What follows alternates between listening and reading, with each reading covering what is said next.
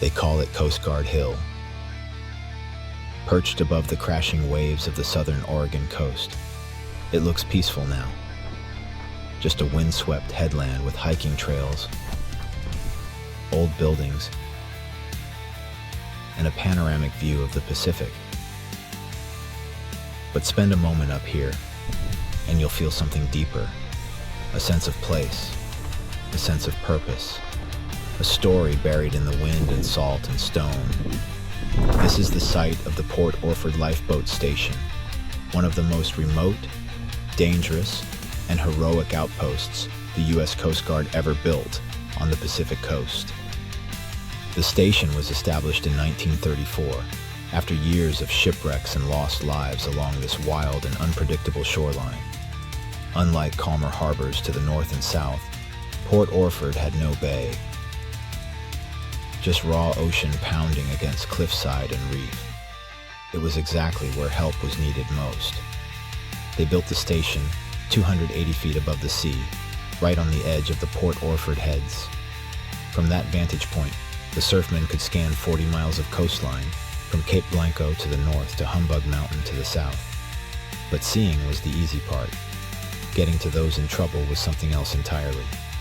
Down below, in a narrow and violent inlet called Nellies Cove, they constructed a boathouse and a rail launch system. There was no beach, just a sheer drop into cold, foaming water. When a call came in, the 36-foot motor lifeboat was loaded onto a cradle, dropped down those steel rails into the cove, and launched directly into the surf. It took guts, real guts. That lifeboat, 36498, was one of the few things standing between life and death for countless mariners. It was built to self-right, designed not to sink, and manned by a crew trained to face the worst the Pacific had to offer. These surfmen weren't just boat operators, they were rescue specialists, trained to navigate chaos in total darkness, in storms so loud they couldn't hear their own voices, and in waves that could crack hulls in two. They trained constantly, kept the gear spotless, and never let their guard down. There were no vacations, no leaving post when a storm rolled in. This was the last line of defense for fishermen, cargo ships, and anyone else who crossed these waters. Then came World War II.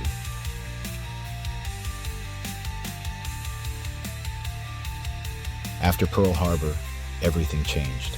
The Coast Guard became part of the Navy, and this little hill on the edge of Oregon suddenly found itself on the front lines of homeland defense. The crew grew from a dozen men to more than 100. Patrol dogs were brought in. Observation towers were built. Around the clock, armed beach patrols walked the shore, watching for enemy landings or submarine activity. And then came the bombing. In September of 1942, a Japanese submarine surfaced off the coast and launched a small float plane carrying incendiary bombs. The goal was to start massive forest fires and strike fear into the hearts of Americans. The bombs were dropped in the forests east of Brookings. Fires were started, but due to wet conditions and a quick response from fire lookouts, the plan failed. It was the first and only time in history that the continental United States was bombed by aircraft from an enemy power. The crew at Port Orford was already watching. They'd seen the flash, heard the reports, scrambled the station. They didn't know if another attack was coming, but they were ready. After the war, things settled. The patrols ended, the crew shrank again, and the mission returned to its roots: search and rescue.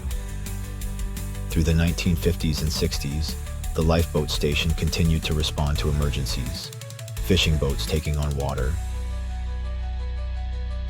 pleasure craft drifting into the rocks, wrecks, fires, medical evacuations.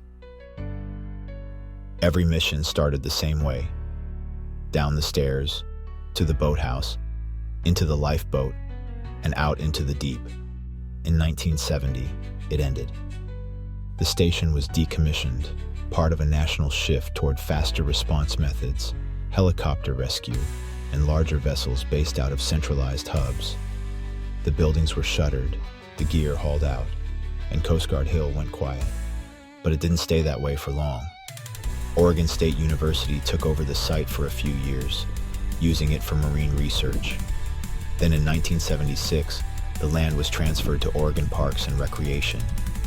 For a time, the site sat still, a quiet ghost of maritime service past. But locals knew what it was. They remembered. And in 2000, thanks to the work of the Cape Blanco Heritage Society, the Port Orford Lifeboat Station Museum was opened in the original barracks building. Today you can walk through history.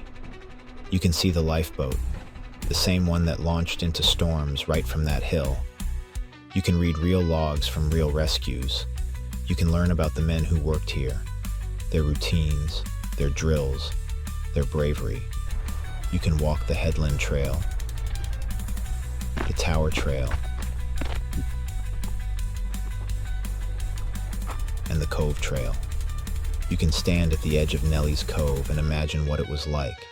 Pitch black, freezing, howling wind, and still, they went.